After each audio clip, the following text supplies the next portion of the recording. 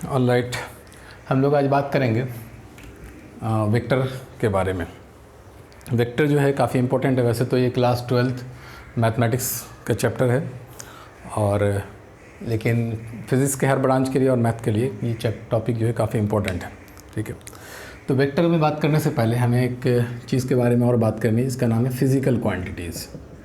ठीक है, तो फ़िज़िकल क्वांटिटीज़ किसे कहेंगे? तो फिज़िकल क्वांटिटीज़ के बारे में ये कह सकते हैं कि जब हम फिज़िकल फिनोमेना को स्टडी करते हैं, ठीक है, तो फिज़िकल फिनोमेना को स्टडी करने के बीच में जितनी भी क्वांटिटीज़ हमें मिलती है, उन सारी क्वांटिटीज़ को हम लोग फिज़िकल क्वांटिटीज़ कहेंगे। एक बात तो ये कह सकते हैं।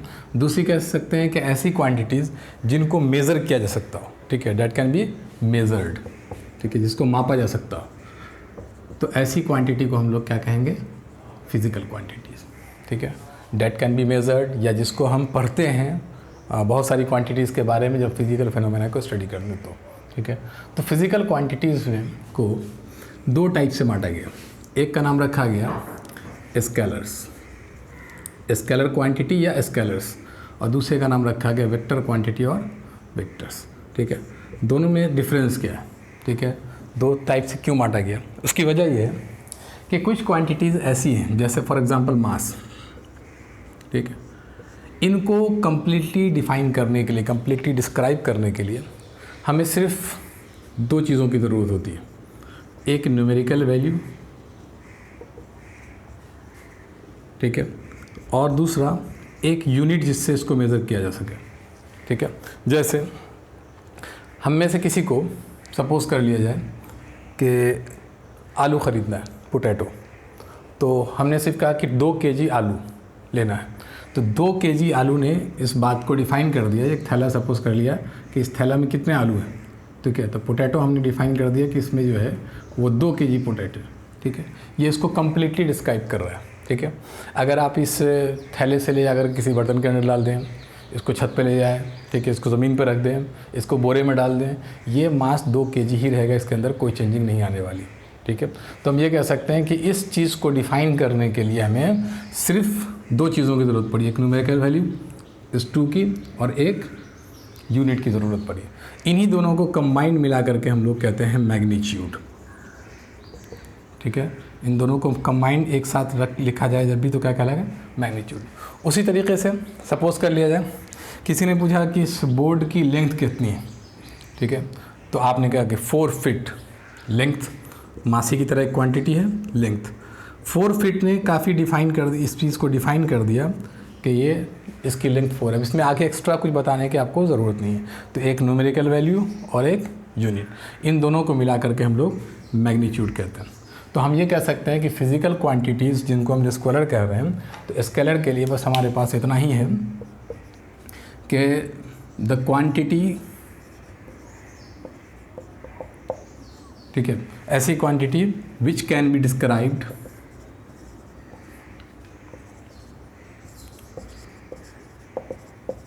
By magnitude only.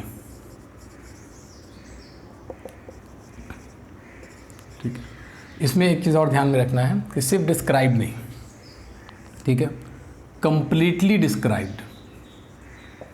ठीक है, ये इंपॉर्टेंट चीज़ है कि ऐसी क्वांटिटीज़, ठीक है, जिसको कम्प्लीटली, वो फिज़िकल क्वांटिटी, ठीक है, जिसको डिस्क्राइब करने के लिए, बताने, कम्प्लीटली डिस्क्राइब करने के लिए सिर्फ मैग्नीट्यूड की ज़रूरत है। और मैग्नीट्यूड का मतलब एक न्यूमेरिकल वैल्यू और एक यूनिट। तो ऐसी क्वांटिटीज़ को हम लोग कहते हैं स्केलर क्वांटिटी या स्केलर्स। क्लियर है? तो स्केलर्स का ये डिफिनेशन आप लोग नोट कर लीजिए। ओके, तो अब हम लोग दूसरे टाइप की क्वांटिटीज़ की बात करते हैं, जिनको हम लोग वेक्टर क्वांटिटी कहते हैं। ठीक है, फॉर एग्जांपल हमारे पास ये एक ब्लॉक है, ठीक है, इस ब्लॉक पे हमने 4 न्यूटन का फोर्स इस डायरेक्शन में लगा दिया। ठीक है, तो ये ब्लॉक इस तरफ डिस्प्लेस कर जाएगी। ठीक है, लेकिन इसी ब्लॉक पे अगर हमने ये 4 न्यूटन का फोर्स इस डायरेक्शन से अगर लगाया, तो इसका मतलब ये ब्लॉक इधर डिस्प्लेस करेगी। ठीक है, तो अब हम ही देख रहे हैं कि जो अमाउंट ऑफ वर्क फोर्स था वो दोनों केस में हमारा सेम था, लेकिन वो वर्क हुआ हमारा वो अलग अलग डायरेक्शन में, मतलब रिजल्ट हमारा अलग अलग मिला। तो अब सिर्फ ये कोई कह दे कि 4 न्यूटन फोर्स लगाना है, ठीक है, तो इससे बात कंप्लीटली डिस्क्राइब नहीं होती है। इसके लिए हमें एक डायरेक्शन बताना पड़ेगा कि इस डायरेक्शन में या इस डायरेक्शन। उसी तरीके से सपोज़ कर लिया जाए कि जैसे दो ऑब्जेक्ट है, वो एक ही पॉइंट P से मूव कर रही है, ठीक है, सपोज़ 25 मीटर पर सेकंड की स्पीड से, ठीक है, और इधर वाली ऑब्जेक्ट है ये भी 25 मीटर पर सेकंड की स्पीड से इधर जा रही है, ठीक है, ये इधर जा रही है। दोनों की स्पीड सेम है, लेकिन चूंकि डायरेक्शन अलग होने की वजह से दोनों की मंजिलें अलग अलग होंगी। ये इस तरफ पहुंचेगा कहीं और, ये इस तरफ पहुंचेगा कहीं और। तो कुछ क्वांटिटीज़ ऐसी होती हैं जिनको डिफ़ाइन करने के लिए, इसको समझने के, कम्प्लीटली डिस्क्राइब करने के लिए सिर्फ ये मैग्नीट्यूड, जिसको एक न्यूमेरिकल वैल्यू एक यूनिट, एक न्यूमेरिकल वैल्यू एक यूनिट, एक न्यूमेरिकल वैल्यू एक यूनिट से काम नहीं चलेगा। उसको कम्प्लीटली डिस्क्राइब करने के लिए हमें एक और चीज़ बतानी पड़ेगी, किस डायरेक्शन में आप लगा रहे फोर्स। तो physical quantity that require a numerical value including unit and direction to completely describe them, ठीक है। जैसे फॉर एग्जांपल एक एग्जांपल ले लेते हैं हम लोग कि जैसे हमें मालूम है कि ये हमारा डायरेक्शन है, ठीक है, नॉर्थ साउथ ईस्ट वेस्ट, ठीक है। एक ऑब्जेक्ट यहाँ सपोज कर लिया जाए कि इस डायरेक्शन में जा रहा है, वो 35 डिग्री का एंगल बना करके सपोज, ठीक है, इस डायरेक्शन में, और इसकी स्पीड सपोज कर लेते हैं ये 5 मीटर पर सेकंड, ठीक है। तो यहाँ पे हमारे पास दो बातें, एक तो इसकी स्पीड कितनी है, ये 5 मीटर पर सेकंड, और किस डायरेक्शन में जा रहा है ये, ठीक है। तो इस डायरेक्शन को हम लोग कहेंगे कि ये 35 डिग्री नॉर्थ ऑफ ईस्ट के डायरेक्शन में जा रहा है, ठीक है। डायरेक्शन क्या है, 35 डिग्री नॉर्थ ऑफ ईस्ट, या इसी को हम लोग ये भी कह सकते हैं कि ये एंगल हमारा कितना हो जाएगा 55 डिग्री, तो इसको हम कह सकते हैं 55 डिग्री ईस्ट ऑफ नॉर्थ। दोनों तरह से डायरेक्शन को डिफाइन करते हैं। ये दोनों मिल करके बनेगा वेलोसिटी, ठीक है, कि 5 मीटर पर सेकंड, ठीक है, 35 डिग्री नॉर्थ ऑफ ईस्ट, ठीक है।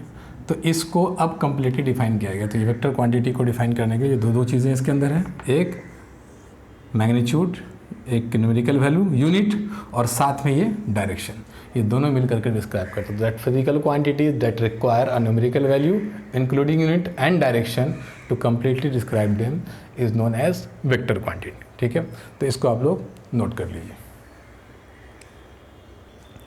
ओके, तो अभी हमने जो दो चीज़ें देखी कि फिजिकल क्वांटिटीज़ जो दो टाइप की क्वांटिटीज़ होती हैं, एक स्केलर्स और एक वेक्टर्स। स्केलर को स्केलर क्वांटिटी या वेक्टर्स को वेक्टर क्वांटिटी भी कह सकते हैं। तो हम लोग जितने भी चीज़ें पढ़ते हैं उसमें मास हो गया, लेंथ हो गया, वॉल्यूम हो गया, या स्पीड हो गया, डिस्टेंस हो गया, ये सब क्या है, स्केलर क्वांटिटीज़ है। लेकिन फोर्स हो गया, वेलोसिटी हो गया, एक्सेलरेशन हो गया, इन सबको क्या कहेंगे हम लोग कि ये वेक्टर क्वांटिटीज़ है। अब इन वेक्टर्स को रिप्रेजेंट कैसे करेंगे, दिखाएंगे कैसे, शो कैसे करेंगे। तो vectors represented by an arrow, ठीक है, कि वेक्टर्स को हम लोग जो है एरो से रिप्रेजेंट करते हैं। फॉर एग्जांपल जैसे ये, ठीक है, इस तरीके से कोई भी वेक्टर क्वांटिटी है उसको हम लोग एरो से ही रिफाइन करते हैं, ठीक। अब यहाँ पे दो चीज़ें हैं, एक तो ये कि ये वेक्टर एरो का लेंथ कितना है, हर वेक्टर जो भी आपको एरो दिख रहा है सबका लेंथ क्या है, अलग अलग, ठीक है। और दूसरा डायरेक्शन क्या है। तो यहाँ पे दो बातें कि लेंथ ऑफ एरो, ये लेंथ ऑफ एरो रिप्रेजेंट करेगा मैग्नीट्यूड को। किस चीज़ को रिप्रेजेंट करेगा, ठीक है, मैग्नीट्यूड को।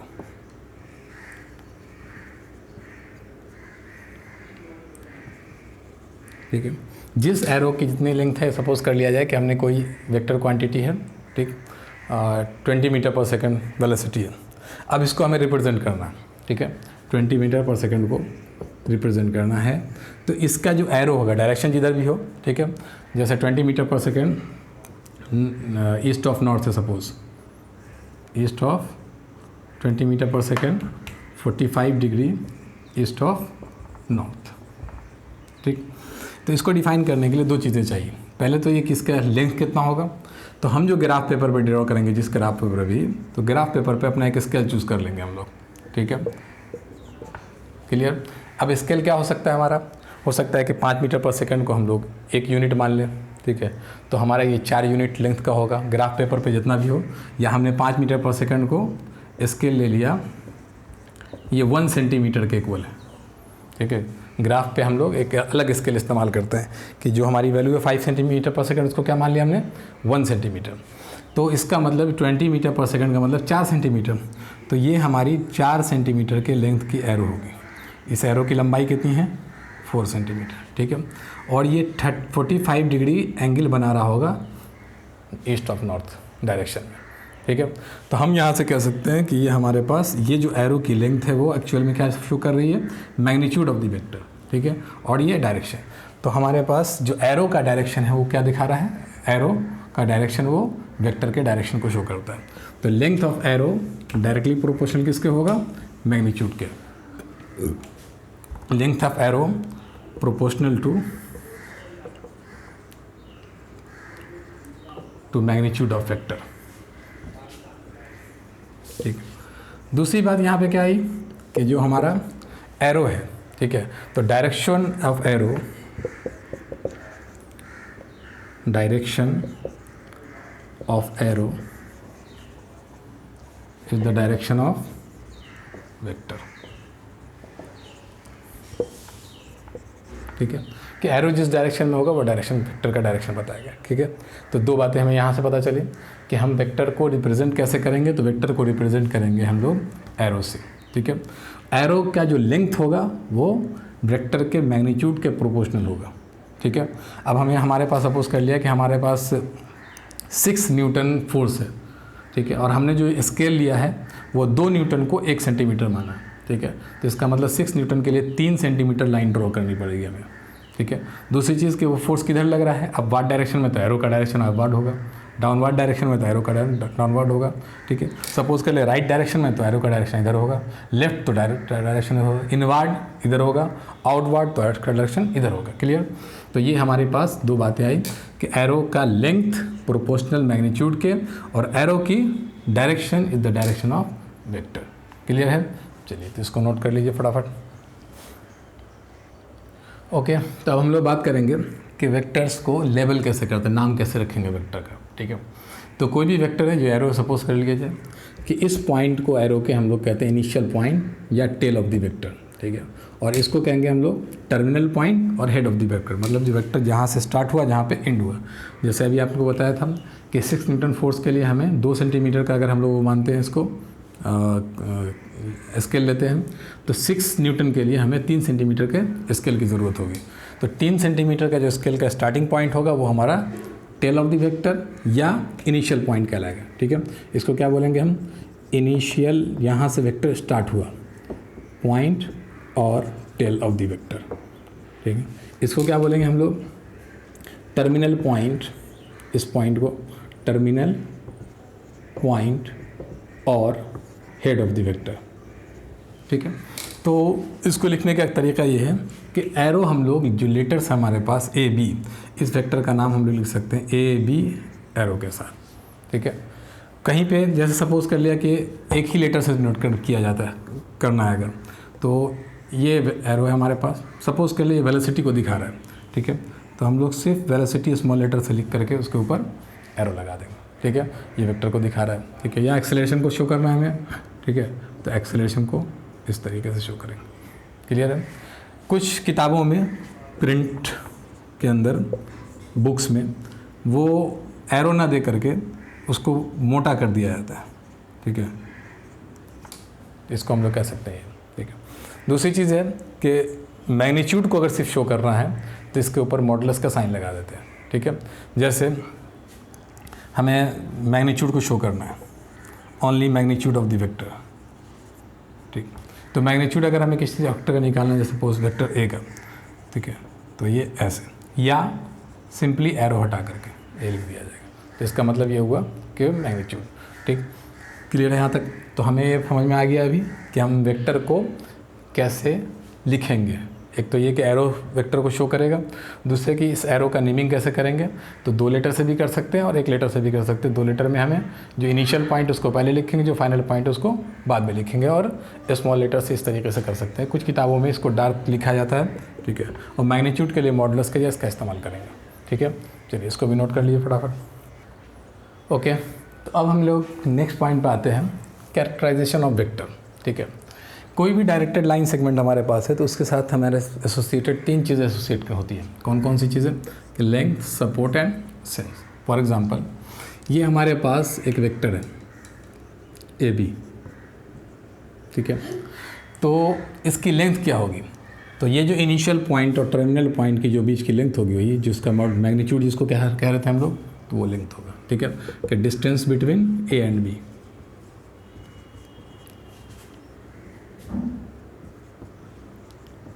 क्लियर? Number 2, support. कोई भी लाइन सेगमेंट या रे जिसको एरो कहते हैं वो किसी बड़ी लाइन का पार्ट होता है। जैसे ये हमारा जो ए बी एरो है ये किसी लाइन का पार्ट होगा, ठीक है, जिससे हमने इसको निकाला है। सपोज करिए लाइन एल है तो एल को कहेंगे सपोर्ट, ठीक है। ये हमारे पास कोई भी लाइन सेगमेंट होती है तो वो किसी एक्चुअल में किसी बड़ी लाइन का एक पार्ट होता है वो, तो हम कहेंगे उसको सपोर्ट। और सेंस एक्चुअल में वही डायरेक्शन, ठीक है, कि ये वेक्टर का जो सेंस है वो ए टू बी है, नॉट बी टू ए, ठीक है। ए टू सेंस क्या है हमारे पास? ए टू। तो ये 3 बातें हमें ध्यान में रखनी है किसी वेक्टर के लिए। क्या? नंबर 1 चीज़ कि डिस्टेंस जो ए और बी के बीच में होगा, इनिशियल पॉइंट टेल और हेड के बीच में, उसको क्या कहेंगे हम लोग? Length of the vector. और उसी तरीके से सपोर्ट किसको कहेंगे? वो वेक्टर जिस लाइन पे लाई कर रहा होगा उस लाइन को हम लोग कहेंगे सपोर्ट। और सेंस किसको कहेंगे? जिस डायरेक्शन में वेक्टर जा रहा है, A to B is the sense of the vector, ठीक है। क्लियर? तो इसको नोट कर लीजिए, ठीक है। नेक्स्ट टॉपिक, नेक्स्ट पॉइंट हमारे पास इक्वलिटी ऑफ वेक्टर, कि 2 या 2 से ज़्यादा वेक्टर्स हमारे पास वेक्टर क्वांटिटी है, तो उन वेक्टर क्वांटिटीज़ को हम लोग इक्वल कैसे करेंगे, या कब कहेंगे कि ये दोनों इक्वल क्वांटिटीज़। तो उसमें एक कॉमन बात तो सबसे पहले ध्यान में रखनी है कि जब भी हम लोग इक्वलिटी की बात करेंगे तो इक्वलिटी में हमेशा सिमिलर क्वांटिटी इन्वॉल्व होगी, ठीक है। ऐसा नहीं कि हमारा पास कोई अगर कहें कि वेलोसिटी और फोर्स एक दूसरे के इक्वल हो सकता है, नहीं। एक्सेलरेशन और वेलोसिटी एक दूसरे के इक्वल हो सकता है। तो वेक्टर क्वांटिटी सिंपल सी बात है कि कभी अगर आपने संतरा लिया और सेब लिया, 2 केजी संतरा 2 केजी सेब, तो दोनों का मैग्नीट्यूड सेम है, लेकिन हम ये नहीं कह सकते कि दोनों इक्वल क्वांटिटी है। तो इक्वल क्वांटिटीज़ में सबसे पहला इन्वॉल्व क्या होगा कि सिमिलर क्वांटिटीज़ होनी चाहिए। नंबर 2 के वेक्टर्स को हम लोग इक्वल कैसे करेंगे? सपोज कर लिया है कि ये हमारे पास 3 वेक्टर्स हैं, ए बी एंड सी, ठीक है। इन तीनों वेक्टर की लेंथ हमें इक्वल है। सपोज कर लिया मैंने कि इन सब की लेंथ जो है सेम है, ठीक। तो नंबर 1 लेंथ सेम है तीनों की, तीनों एक ही डायरेक्शन में मूव कर रहा है, तो हम ये कहेंगे कि ये तीनों इक्वल वेक्टर्स। बात समझ में आई? Vectors having same magnitude and same direction are equal, ठीक है। ऐसे भी हो सकता है कि ये वेक्टर हमारे पास P हो, ठीक है, एक और वेक्टर है ये हमारे पास Q हो, ठीक, एक और वेक्टर है ये हमारे पास R हो। क्या देख रहे हैं हम? तीनों की लेंथ हमारी सेम है, ठीक है, और तीनों एक ही डायरेक्शन में मूव कर रहा है, तो हम ये कहेंगे कि ये तीनों वेक्टर क्या है हमारे पास? इक्वल है, ठीक है। तो इक्वलिटी ऑफ वेक्टर में हमारे पास 2 बातें हैं कि वो भी हर कोई भी वेक्टर हो जिनका मैग्नीट्यूड सेम हो और डायरेक्शन इक्वल सेम डायरेक्शन में जा रहा हो, ठीक है, सेम मैग्नीट्यूड सेम डायरेक्शन, तो ऐसे वेक्टर्स को हम लोग कहेंगे इक्वल वेक्टर, ठीक है। इससे 2 बातें पता चली। नंबर 1 कि अगर हम किसी वेक्टर को, ठीक है, पैरेलल ट्रांसलेट करें, पैरेलल ट्रांसलेशन ऑफ वेक्टर, ठीक है, does not bring any change, कोई चेंज इसके अंदर लेकर के नहीं आएगा।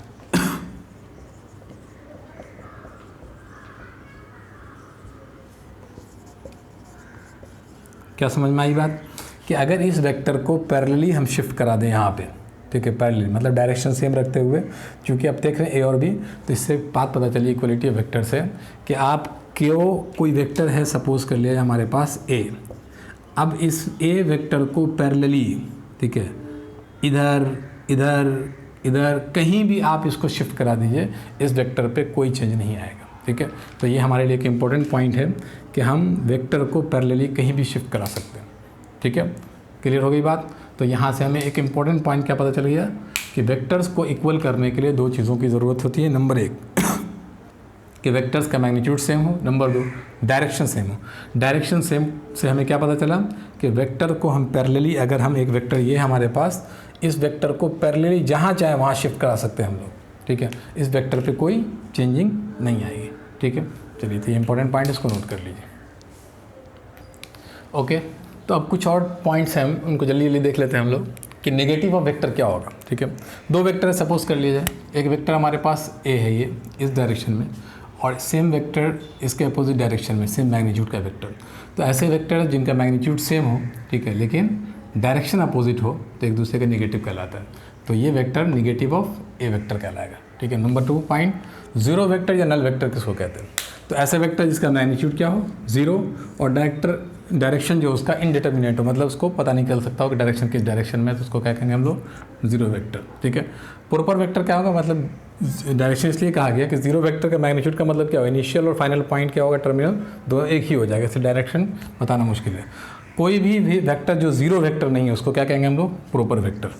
ठीक है, ऐसा वेक्टर जिसका मैग्नीट्यूड 1 हो उसको क्या कहेंगे हम लोग? Unit vector. इसको ध्यान में रखना है, इस पर हमें आगे भी वर्क करना बहुत सारा। ठीक है, कोई इनिशियल वेक्टर, एक ही पॉइंट से दो वेक्टर निकल रहा हो, ठीक है, एक ही चीज़ पे ऑब्जेक्ट के ऊपर, ठीक है, दो फोर्स लग रहा हो इस तरफ से और इस डायरेक्शन में, एक ही पॉइंट से दो फोर्स इधर इधर। ठीक है, तो हम कहेंगे कि इसको को इनिशियल वेक्टर। ठीक है, लाइक वेक्टर का मतलब सेम सेंस या डायरेक्शन, जो भी वेक्टर सेम डायरेक्शन में हो, पैरेलल वेक्टर्स भी कह सकते हैं, उनको कहेंगे लाइक वेक्टर, और जिनका डायरेक्शन सेम नहीं हो, अपोजिट हो, उनको अनलाइक वेक्टर कहेंगे। नंबर 3 लास्ट है कोलिनियर और पैरेलल वेक्टर। सेम सपोर्ट, एक ही डायरेक्शन सपोज कर लिए, एक ही डायरेक्शन में अगर हमारे पास वेक्टर्स हैं तो उनको वेक्टर्स को क्या कहेंगे हम लोग? Collinear vectors. ठीक है, तो पैरेलल वेक्टर्स को हम लोग कोलिनियर वेक्टर कहेंगे। ठीक है, इन पॉइंट्स को जल्दी से नोट कर लीजिए फटाफट। ओके, तो अभी तक जो बातें हमने देखी उससे कुछ क्वेश्चंस कर लेते हैं। ठीक है, पहला क्वेश्चन हमारे पास, classify the following as scalars and vectors. ठीक है, ये हमने कुछ क्वांटिटीज की लिखा है। सबसे पहला हमारे पास है 15 kg। ठीक है, तो ये क्या एक्चुअल में शो कर रहा है? मास को शो कर रहा है। ठीक है, 15 kg क्या है? मास। तो मास को क्या कहेंगे हम लोग? सिर्फ पता चल गया 15 kg, एक न्यूमेरिकल वैल्यू यूनिट से पता चल गया, तो ये कौन सा क्वांटिटी हो गया? स्केलर। उसी तरह से 40 डिग्री, ये सिर्फ एंगल को डिनोट कर रहा है, किस डायरेक्शन में एंगल बन रहा है इससे मतलब नहीं है, तो ये भी क्या हो गया हमारे पास? स्केलर। ठीक है, 9 सेकेंड टाइम को बता रहा है। ठीक है, इसमें भी डायरेक्शन से कोई मतलब नहीं है हमें, तो ये क्या हो गया हमारा? Scalar quantity. 49 वाट, ये क्या है? 49 वाट। वाट क्या है? एनर्जी का यूनिट, पावर का यूनिट है, तो एनर्जी चूँकि स्केलर क्वांटिटी होता है इसलिए पावर भी क्या होगा? ये भी स्केलर क्वांटिटी। 5 मीटर पर सेकंड स्क्वायर। ठीक है, तो 5 मीटर पर सेकंड स्क्वायर क्या है? ये एक्सेलरेशन का यूनिट है, मीटर पर सेकंड स्क्वायर। तो एक्सेलरेशन कौन सी क्वांटिटी होती है? वेक्टर। तो ये क्या हो गया? वेक्टर। 2 मीटर, अगर सिर्फ 2 मीटर लिखा हुआ था तो ये डिस्टेंस होता, तो ये क्या हो जाता हमारा? Scalar quantity. लेकिन क्या लिखा हुआ है? 2 मीटर नॉर्थ वेस्ट। ठीक है, तो ये 2 मीटर नॉर्थ वेस्ट क्या हो गया हमारा? वेक्टर क्वांटिटी हो गई। 1.6 × 10⁻⁻19 कूलम, ये एक इलेक्ट्रॉन या प्रोटॉन पे चार्ज की क्वांटिटी है, चार्ज का अमाउंट है। ठीक है, तो चार्ज के अमाउंट को सिर्फ मालूम गया, इसमें कोई डायरेक्शन पता नहीं चल रहा, तो ये भी क्या होगा हमारा? Scalar quantity. ठीक है, तो हम इस तरीके से डिफ्रेंशिएट कर सकते हैं कि कौन स्केलर क्वांटिटी है, कौन वेक्टर क्वांटिटी है। ठीक है, अब जैसे हमें कह दिया जाए कि जैसे वर्क है, ठीक है, तो वर्क को हम लोग क्या बोलेंगे? स्केलर क्वांटिटी बोलेंगे या वेक्टर क्वांटिटी बोलेंगे? तो वर्क के पास, हमारे पास क्या होता है वर्क के अंदर, कि वर्क को सिर्फ मैग्नीट्यूड से बताते हैं हम लोग कि 5 जूल वर्क हुआ, 10 जूल वर्क हुआ, तो वर्क क्या हो जाएगा हमारा? Scalar quantity. उसी तरह से वेक्टर, ये इंटेंसिटी। ठीक है, तो इंटेंसिटी के पास मैग्नीट्यूड और डायरेक्शन दोनों होता है, तो इंटेंसिटी को क्या बोलेंगे हम लोग? कि ये वेक्टर क्वांटिटी है। सिमिलरली टाइम पीरियड, ठीक है, टाइम पीरियड में सिर्फ मैग्नीट्यूड होता है, इसमें डायरेक्शन से कोई मतलब नहीं, तो टाइम पीरियड क्या कहलाएगा हमारा? वो स्केलर क्वांटिटी कहलाएगा। ठीक है, उसी तरह फोर्स, शुरू से ही बात चल रही है फोर्स की, फोर्स को डिफाइन करने के लिए मैग्नीट्यूड एंड डायरेक्शन दोनों की ज़रूरत होती है, इसलिए फोर्स को क्या कहेंगे हम लोग? वेक्टर क्वांटिटी कहेंगे। डिस्टेंस, डिस्टेंस को डिफाइन करने के लिए सिर्फ मैग्नीट्यूड की ज़रूरत है, तो डिस्टेंस को क्या बोलेंगे हम लोग, स्केलर क्वांटिटी। डिस्प्लेसमेंट को डिफाइन करने के लिए मैग्नीट्यूड एंड डायरेक्शन दोनों की ज़रूरत पड़ती है, तो उसको क्या बोलेंगे हम लोग, डिस्प्लेसमेंट एक वेक्टर क्वांटिटी है, ठीक है। उसी तरीके से हमें मोमेंटम, ठीक है, मोमेंटम को क्या बोलेंगे, मैग्नीट्यूड भी होता है उसके पास और डायरेक्शन भी होता है मोमेंटम के अंदर, कि मोमेंटम को हम लोग मास इंटू वेलोसिटी लिखते हैं, ठीक है। तो वेलोसिटी का चूँकि डायरेक्शन है इसलिए उसका भी डायरेक्शन होगा, तो मोमेंटम एक वेक्टर क्वांटिटी हो जाएगा, ठीक है। तो इसको अगर चाहे तो नोट कर सकते हैं आप लोग, ठीक है। तो नोट कर लिया, और ये बात ध्यान में रखना है कि कौन कौन सी फिजिकल क्वांटिटी हमारे पास जो है वो वेक्टर क्वांटिटीज़ होती है और कौन स्केलर क्वांटिटी। ओके, अभी के लिए बस इतना ही, ठीक है। आगे हम लोग बात करेंगे कि अगली क्लास में कि वेक्टर्स को हम लोग ऐड कैसे करेंगे, सब्ट्रैक्ट कैसे करेंगे, ठीक है। चलिए नोट कर लीजिए इसको।